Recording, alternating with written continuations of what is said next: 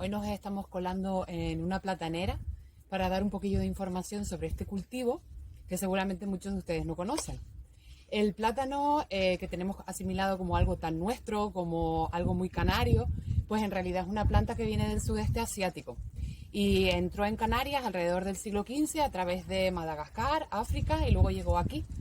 Y no se empezó a producir a gran escala hasta el siglo XIX, cuando fueron comerciantes ingleses, empresarios ingleses, los que vieron la posibilidad de exportarlo a Inglaterra.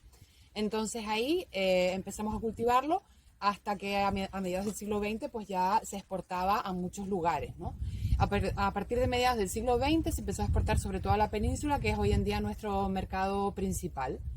El plátano, como se podrán imaginar, al ser una planta de un clima tropical, originaria del sudeste asiático, de sitios como Indonesia, Tailandia y demás, allí el clima que hay es tropical, como les decía, muchísimo más lluvioso que aquí. Entonces, en un clima bastante más seco como el de Canarias, se podrán imaginar que las plataneras llevan muchísimo riego. Aproximadamente la mitad del agua, de los recursos hídricos que se gastan en Canarias, van a la agricultura, que está encabezada por el cultivo de las plataneras.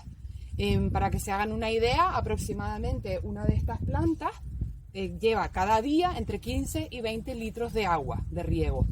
En ecológico se consigue bajar hasta unos 10-12 litros al día.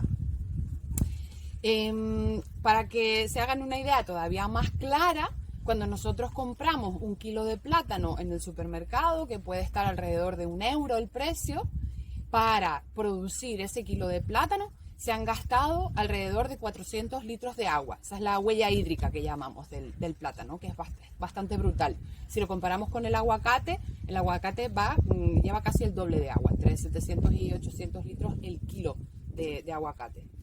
Pero bueno, pues el plátano en este caso es el mayor consumidor de agua de las islas.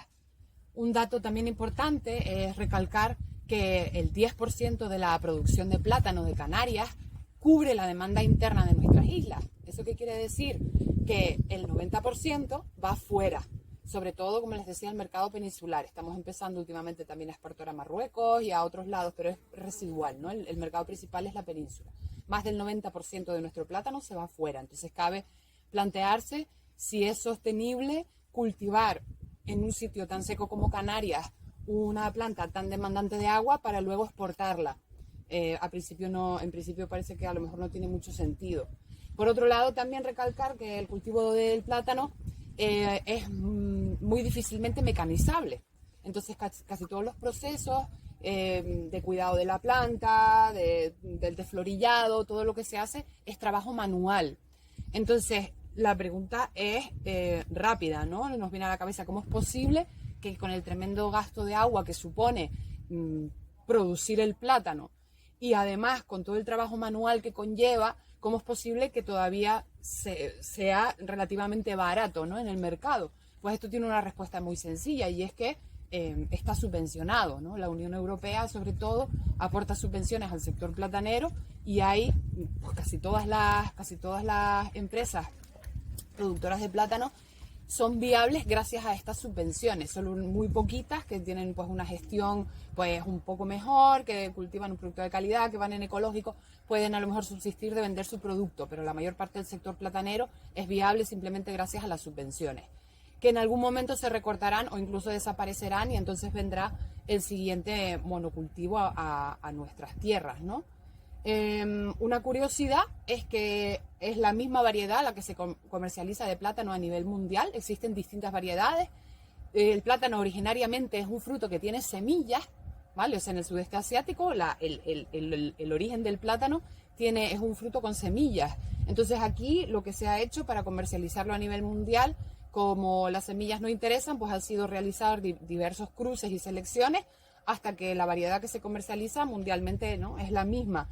Y entonces también volvemos a la pregunta, ¿no?, ¿cómo se reproduce el plátano? Porque todos sabemos cómo se reproduce una fruta, ¿no?, o una planta. Es decir, hay una flor, se poliniza, se crea un fruto, ese fruto tiene una semilla y esa semilla cae al suelo y vuelve a brotar otra planta.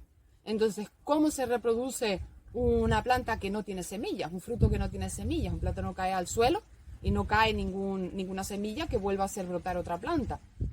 La platanera se reproduce no por semillas, sino a partir de la propia raíz. Entonces aquí vemos las plantas madre, adultas grandes, que ya empiezan a dar fruto, y alrededor surgen pequeñas plataneritas de la misma raíz que se llaman los hijos. Alrededor de la planta madre hay varios hijos que hay que seleccionar y seguir dejando crecer. Una planta también hay que recalcar que muere tras dar fruto. Entonces la platanera automáticamente, a partir del año y medio de edad, empieza a generar la manilla de plátano y cuando los plátanos pues salen y maduran, la planta madre muere y se reproduce automáticamente a partir de la misma raíz con esos hijos que le van saliendo por clonación. Esto hace que la platanera sea una planta especialmente sensible a cualquier enfermedad, porque como son todas iguales, genéticamente no hay resistencia, entonces si viene una enfermedad las mataría a todas. De hecho, esto ya ha ocurrido. A mediados del siglo XX se extinguió prácticamente en una década la variedad de plátano anterior que se comercializaba. Esta es una diferente, es su sustituto. Y el mismo hongo que acabó con la anterior, que era la variedad Gros Michael, que es la del aroma de plátano de las gominolas, la del aroma de plátano del licor de plátano, todas esas están sacadas de la anterior, que era mucho más aromática. Entonces la que la ha sustituido es esta variedad, y el mismo hongo, una variedad distinta del hongo que ya acabó con la variedad anterior, está amenazando a la variedad actual. Entonces nos podemos quedar sin cultivo de plátano a nivel mundial en unos pocos años y ya no hay un sustituto viable. Entonces, bueno, pues la pregunta es esta, ¿no? Es decir, ¿hasta qué punto es sostenible todo esto teniendo en cuenta todos estos factores?